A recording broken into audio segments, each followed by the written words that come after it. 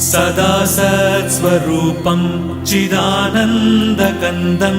जगत्सम्भवस्थानसंहारहेतुं स्वभक्तेच्छया मानुषं दर्शयन्तम् नमामीश्वरं सद्गुरुं साईनाथं नमामीश्वरं सद्गुरुं साईनाथम् भवद्ध्वान्तविध्वंसमार्ताण्डमीड्यं मनोवागतीतं